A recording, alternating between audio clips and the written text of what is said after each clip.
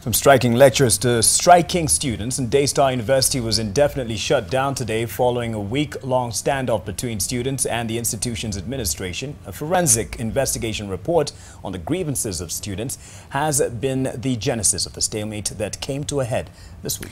Well, Victoria Rubadiri reports that though the administration insists the university's closure was necessary to iron out issues, the students say it is simply a diversionary tactic to take attention away from what is really ailing Daystar. Today, gates closed at both Daystar University's campuses in Nairobi and Athi River, thanks to a standoff between the university's administration and student body. At the center of the dispute is a forensic audit report investigating student grievances at the institution that was shared with some of the students and staff leadership a week and a half ago. The larger student body had issues with this approach. The students then started to say that without the report, we don't have classes.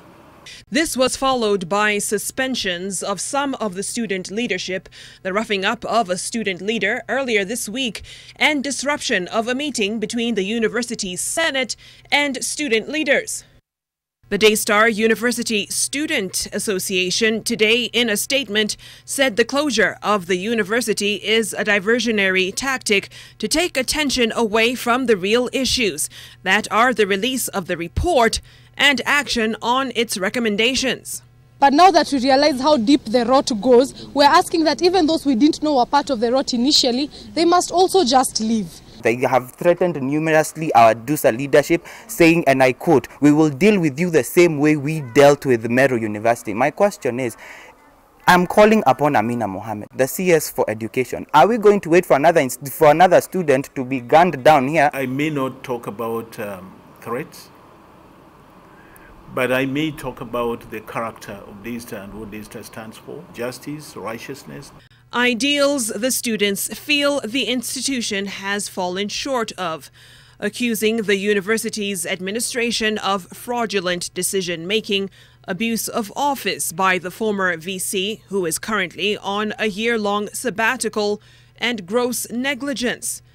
The University Council has, however, committed to addressing the issues. Well, the journey to the reopening and redemption of Daystar University begins.